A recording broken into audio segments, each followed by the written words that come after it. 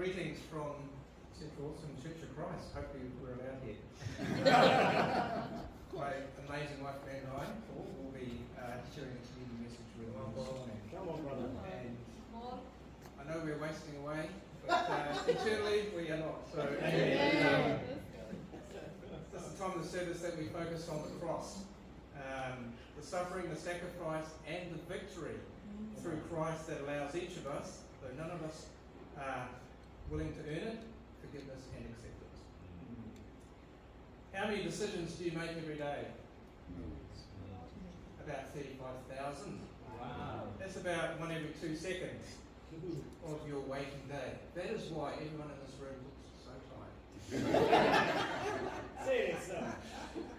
95% of those are probably subconscious decisions, but we still can become fatigued.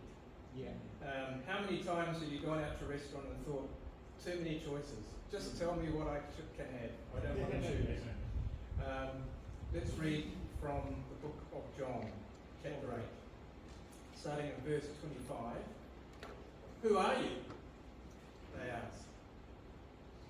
Just what I have been telling you from the beginning, Jesus replied. I have much to say in judgment of you, but he who sent me is trustworthy, and what I have heard from him I tell the world. They did not understand that he was telling them about his Father. So Jesus said, when you are lifted up the Son of Man, when you have lifted up the Son of Man, then you will know that I am he, and that I do nothing on my own, but speak just what the Father has taught me. The one who sent me is with me.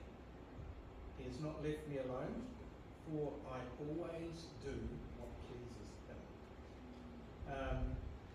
Jesus always has to be the hero when it comes to considering the cross and our own journey towards the promised land. Fairly recently I started a new job, and while there was a lot to learn, I was excited to do something New Zealand-wide. The project's first go live was Christchurch. As the company changes the approach to delivering its solution, my mind has become increasingly full. My mind is so full now that I'm living by the Spirit and getting time with God has suffered. Jesus states in verse 29 of that scripture in John that he always does what pleases the Father. Matthew 14 speaks of Jesus going up to a mountainside by himself to pray. Is there anyone in this room that was in more demand than Jesus? Probably not. But he could have easily justified spending less time with his Father, but he didn't. He didn't allow the demands of his life to define him. He remained anchored to his relationship with the Father, his Father. If our lives became too focused on daily life decisions and we're pushing out our time with God, hearing us speak to him through his word or connecting with him through prayer, as in Philippians it talks pray continually, we might need to take steps to simplify. Consider Steve, not Steve Cleveland, but Steve Jobs, who didn't agonise each day what he'd wear, because he wore the same thing each day. One less decision. So jeans and a black turtleneck. I'm not wearing that today, but you know. Our daily decisions and choices define us. How often are we choosing convenience over commitment? Convenience often speaks of what's in it for me, and perhaps treats our faith more like a hobby or a pastime. Commitment is often defined by what we can give. It's often likely to involve some form of sacrifice and or cost, and treats our faith more as a covenant. Glenn's just going to share. I better give you a Take the notes away. Hi everybody. Paul and I are at that stage in our life where we're trying to simplify and slow down. And sometimes, though, the plans that we had don't quite work out as we imagined. Can anyone relate? Selling our rental property last year, and Paul's transition from to a permanent role after contracting for 25 years seemed like we were going in the right direction. But but Paul's role has become busier than I can ever remember him being, and I'm so proud of him for choosing to step away from this position, which he's not quite done yet, but he's getting there, and to return to contracting to a more manageable role, because it's just had such an impact on his mental load, and I'm really proud of him. I'm also trying to move to a 3-day-a-week job, and I've been working with my managers to shape that for the second half of the year.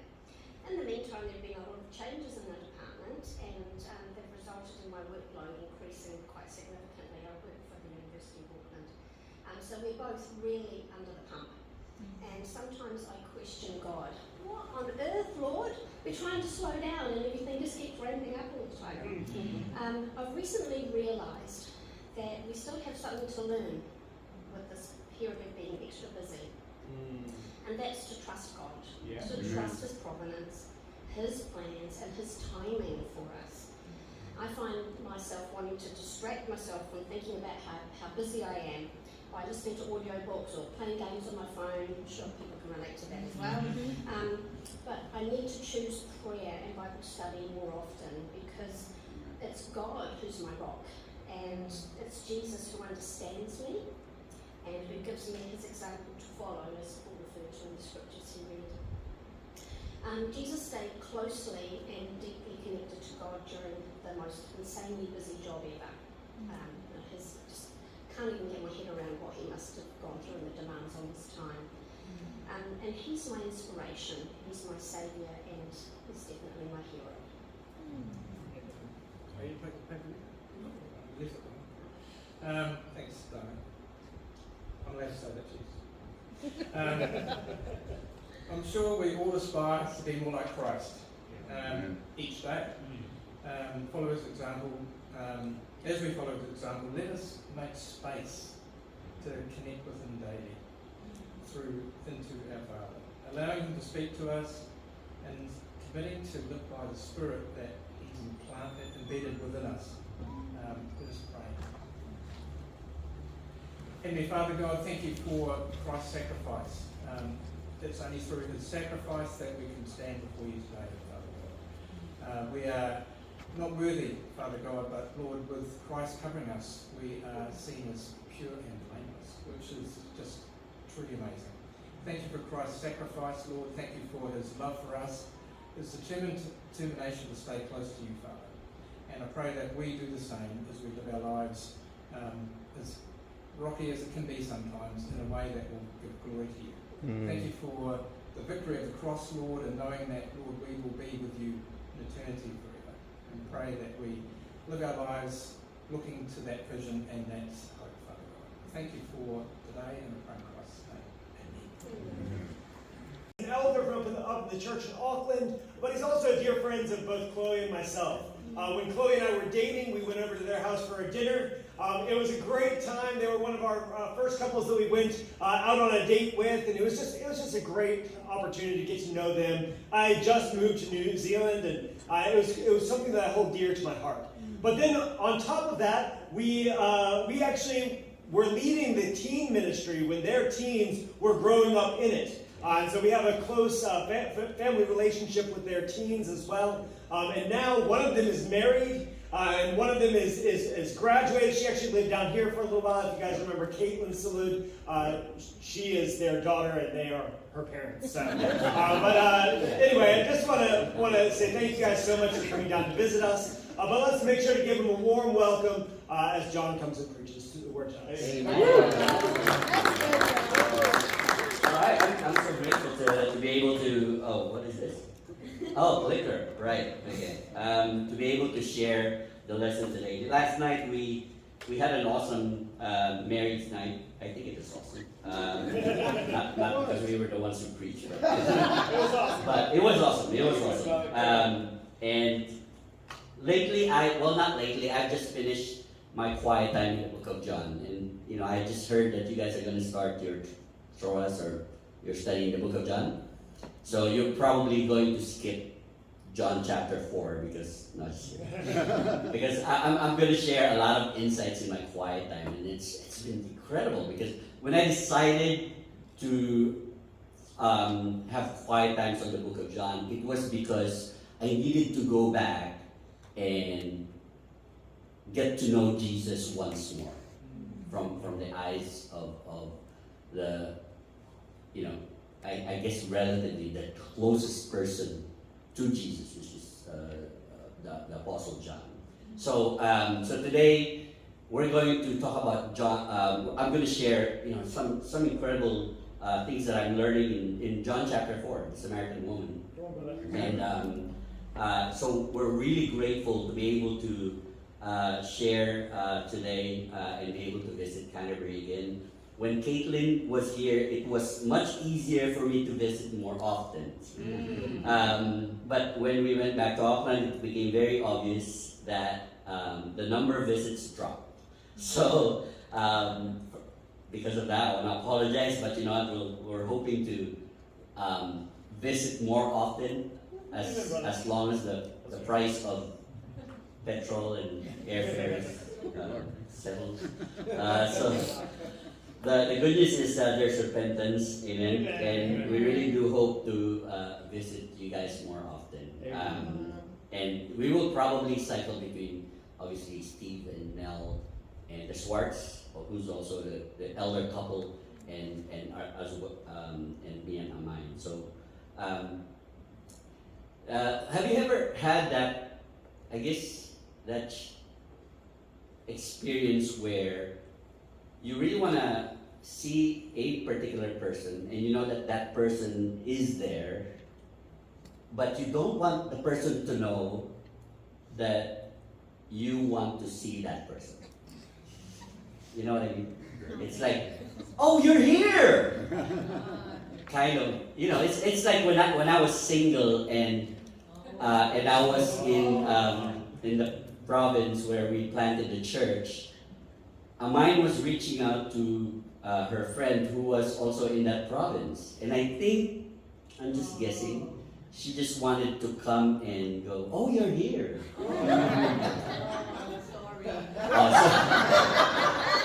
Okay, I'm here. You're not Richard. But I think we do that, and the story of the Samaritan woman, it's sort of like that, because it was an encounter, but it was a deliberate encounter. You know, so I'm just going to share that the story around this. So, what if we only had limited time? What if we knew we could only do this one more time? You know, going to probably Christchurch for us. I think if someone told us the next visit might be the last one because of certain challenges, we would suddenly treat every moment differently. Like we would fill up our schedule and we would make sure that we spend time with the closest people, the people that we want to spend time with. We would make the most of every conversation. We would be intentional about every appointment. We would want to spend time with, as I said, as many people as possible. Because when time is short, you do not waste it. Agreed. You become intentional. And that is one of the things that stands out to me in John chapter 4. Today we're going to talk about Jesus' meeting with the Samaritan woman. Amain and I decided that we're always going to have some sort of a theme whenever we come here to Christchurch. And last time we were here, we were focused on James, and now we wanted to focus on the Samaritan encounter. So that's why, hence my preaching. And I really like to share this because these came from my quiet time. And you know those quiet times when you're writing down notes and you go, wow. So it's one of those things that I'm so super fired up to share about. But if Jesus knew his time was limited, and he did, then surely the things he did were not random. Before looking at this passage more closely, I used to think that Jesus' encounter with the Samaritan woman was just one of those moments where he happened to be in the right place at the right time and simply took the opportunity to start the conversation. But the more I study this, the more I realize that is far from the truth. This was not random. This was intentional. So let's read the scripture here. But before that, I think we need to pray. If you don't mind, I heard that Kevin's family is going through challenges at the moment. We want to include you in prayer and the family as well. So let's go to the Father in prayer. Dear Father, we are just so grateful, God, for the many ways that you are gracious and merciful. And Father, truly, it is such an incredible blessing that we have a relationship with you. We never deserve these things. I don't think we ever did anything that for us to deserve this. And we just really want to lift up to you, just our hearts to always be soft. But also, God, we want to lift up to you our family members, the people that are close to us. We want to specifically and especially lift up to you, God, the family of Kevin, Father God. And in this challenging time, we pray that you please give them comfort.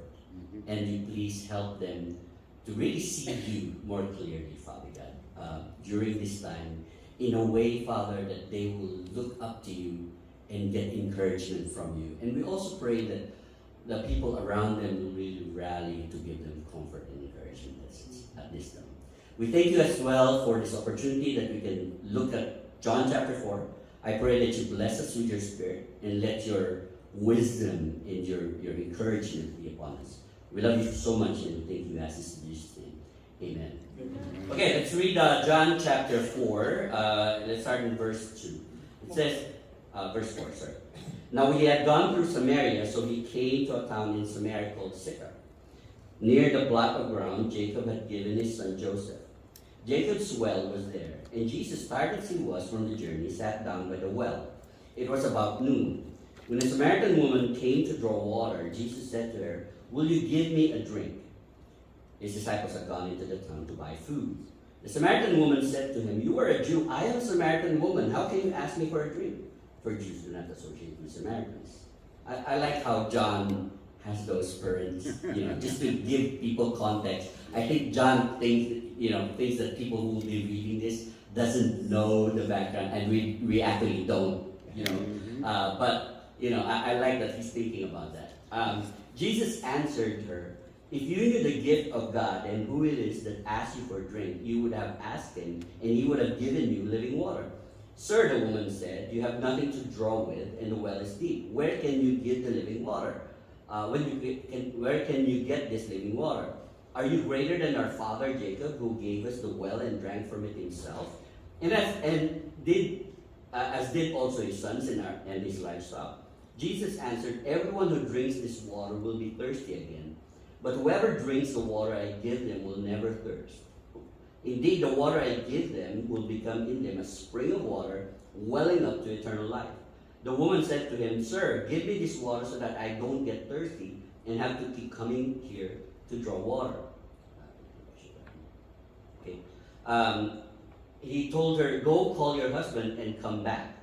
"I have no husband," she replied. Jesus said to her, "You are right when you say you have no husband. The fact is you have had 5 husbands, and the man you now have is not your husband. What you have just said is quite true." "Sir," the woman said, "I can see that you are a prophet. Our ancestors worshipped on this mountain, but you Jews claim that the place where we must worship is in Jerusalem."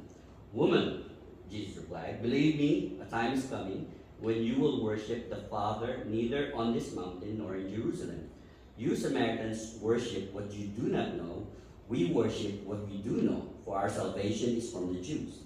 Yet a time is coming, and has now come, when the true worshippers will worship the Father in spirit and in truth, for they are the kind of worshippers the Father seeks.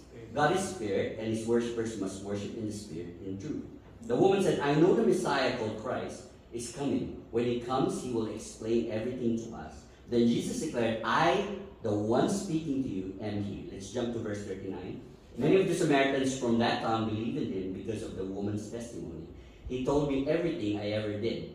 So when the Samaritans came to him, they urged him to stay with them, and he stayed 2 days. And because of his many words, many became believers.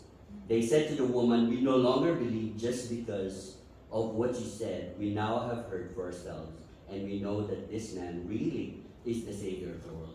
This is one conversation.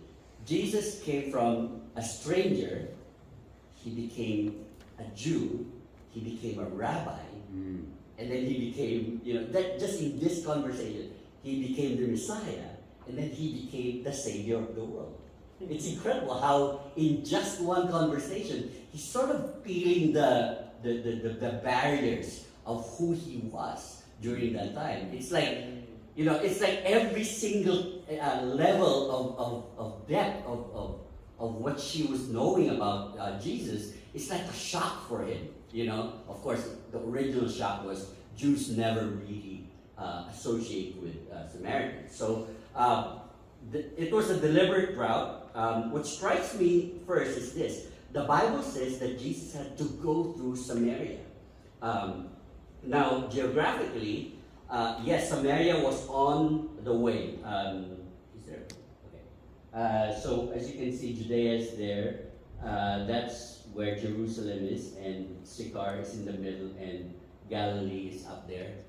Galilee is where Jesus did a lot of miracles. It's interesting the way the gospel or the way Jesus communicated in these places. In Judea, all parables. In Galilee, a lot of the miracles happened there. But in Samaria, straight to the point. I am the Messiah. I was just amazed about that. That route, but Jews never really want to be associated with the Samaritans. In fact, there are times when they have to go up or down, they would cross the river and then go up and then cross back again. It would take them additional 2 to 3 days just for them to go up and back.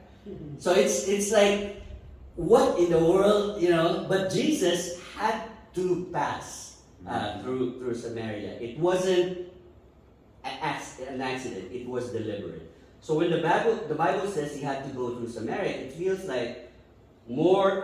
It feels like more is going on than mere geography. It feels deliberate. Yeah. He then stops at the well, and as you know, he is tired and he is thirsty, and it's about noon. Now think about that moment. Noon. Who goes to fetch water at noon? That is the hottest part of the day. Usually women would come earlier when it was cooler, often in groups, but this woman comes alone at noon. Again, we have to ask, was this a coincidence? I often say it's a coinkydink. Or was Jesus arranging a meeting? And I believe the answer is clear. This was an intentional meeting. Jesus breaks barrier after barrier, and in this one conversation, Jesus breaks so many barriers. First, the racial barrier. There was deep hostility between Jews and Samaritans. This tension had existed for centuries and had only grown worse over time. Second, the gender barrier. A respected rabbi would not normally speak publicly to a woman, especially alone. The rabbis even cross the street when he sees a woman on the same side of the street. Third, the moral barrier. The fact that she comes alone at noon may suggest that she was avoiding others, or perhaps others were avoiding her. Many believe she might have been socially ostracized. The fourth is the social barrier. Jesus did not share vessels with Samaritans. I mean, the fact that they want to travel 2 to 3 more days more on top of their travel time. How much more sharing a drinking glass with them? That's beyond comprehension. So when Jesus says, "Will you give me a drink?" it is no surprise that she responds, "How can you ask me for water? How can you ask me for a drink?" Everything about this moment says this should not be happening. It does not feel like a mistake or an accident. It feels planned. It feels intentional. Jesus steps right into it. Why? Because grace crosses barriers. Because truth crosses barriers. Because Jesus crosses barriers. So how about living water? And then Jesus says something extraordinary. He tells her that if she knew the gift of God and who it was speaking to her, she would have asked him and he would have given her living water. When I first read this, I go, what is the gift of God? Is it, the gift of God is usually in the form of the Holy Spirit. But actually, if you know the gift of God and who it is that's asking, the gift of God at this point is Jesus. In other words, the one who was asking for it and the one who gives the living water are all pointing to Jesus. And that contrast is so powerful. There's water from the well and there is living water. The water from the well meets a need for a moment, but you have to come back again and again and again. But the living water Jesus gives is different. It does not just meet a surface need. It reaches the soul. And I think that speaks to us because a lot of us keep going back to the wrong wells. Yep. We go back to comfort, we go back maybe to success, we go back to money, we go back to approval, we go back to pleasure, we go back to things we think will satisfy us, and yet they never really do, right? Why? Why is it obvious? Because you keep on going back. If you're satisfied once, then you will never go back anymore. We keep on coming back because we're thirsty. Because those wells were never meant to satisfy the deepest part of us. Only Jesus can satisfy our needs. Then Jesus said, "Go call your husband." Then Jesus says something that seems to change the direction of the conversation. Go call your husband and come back. At first, it feels sudden, almost abrupt. The topic, they were talking about, one topic, and then all of a sudden, what's my husband got to do with this conversation? But maybe it is not abrupt. Maybe it goes right to the heart of the matter. Because Jesus is not only offering her water, he is exposing the deeper thirst underneath. And of course she replies, "I have no husband." And Jesus says, "You are right. You have had 5 husbands, and the man you now have is not your husband." Now at the very least, this shows us something powerful. Jesus knows her completely. He knows the truth. He knows the pain. He knows the mess. He knows the story she is carrying. And still, he speaks to her. Still, he offers her living water. Still, he invites her. That is already an amazing truth on its own. So about the possible deeper layer here. What I'm about to share is one interpretation of many interpretations that some scholars or biblical students see in this passage. I do not think we should be dogmatic about it, to be honest, because the text does not explicitly say this is the meaning. But I do think it is worth considering. Treat it as a suggestion. In 2 Kings chapter 17, after the fall of the northern kingdom, we are told that the king of Assyria brought people from Babylon, Cutha, Ava, Hamath, and Sepharvaim, and settled in the towns of Samaria. I'll read that from verse 7. All this took place because the Israelites, or the northern kingdom, had sinned against the Lord their God. They forsook all the commands of the Lord their God and made for themselves 2 idols cast in the shapes of cows and an Asherah pole. They bowed down to all the spirit of They bow down to all the starry hosts and they worship them. In verse 23 it says, they were taken from their homeland into exile in Assyria. Then in verse 24, it says, the king of Assyria brought people from Babylon, Cutha, Ava, Hamath, and Sepharvaim, and settled them in towns of Samaria. The 5 husbands. What were the people in Samaria called? Samaritans. How many nations were introduced to them? 5. And throughout the Old Testament, when Israel turned to idols, God often described that unfaithfulness using the language of marriage and adultery. And then there is the word Baal, or Baal, which can mean master, and in some contexts carries the sense of husband.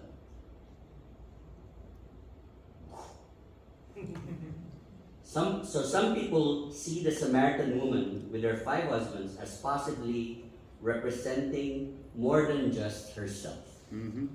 They see her as symbolizing Samaria or the northern kingdom.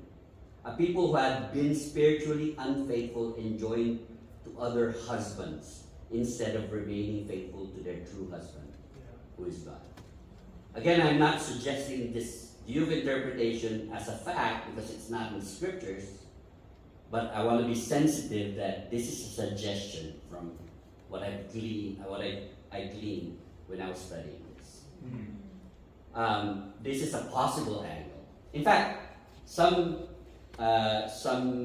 biblical scholars, they mentioned not just these 5 nations, but they were talking about the 5 kingdoms who conquered Israel and Jerusalem, starting from Assyria. So there's Assyria, Babylon, Persia, Greece, and Rome. Okay, those are the ones. But for me personally, from my studies, I believe it's actually this 5 nations.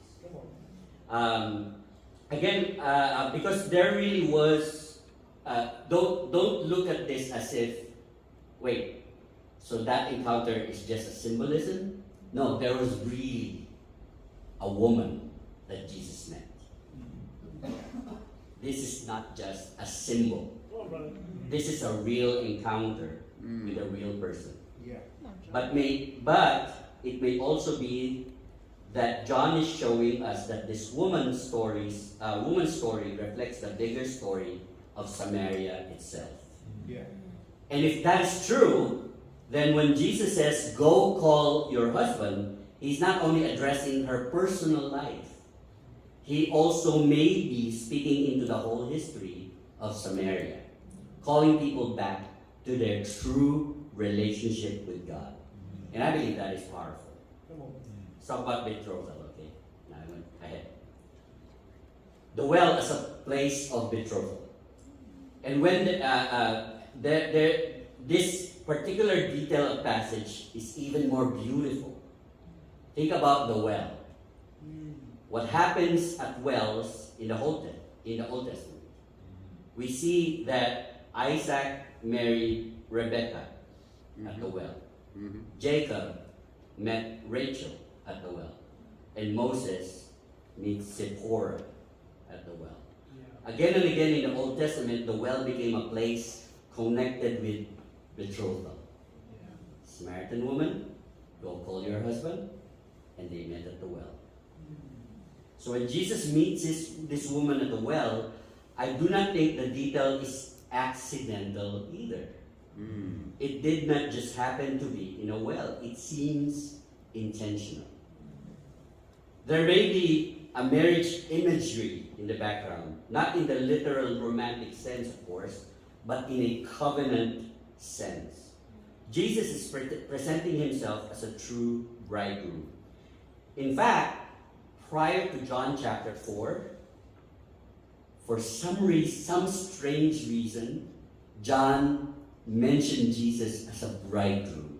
It's as if John was about to introduce Jesus really as a bridegroom in John chapter 4. Are you guys with me? Yeah. It says there, the bride belongs to the bridegroom. So it is possible that John already placed this image on purpose just before the encounter with the Samaritan woman, to prepare us to see what Jesus is doing. He's not just having a conversation, he's reintroducing himself to a broken people. He's calling people back.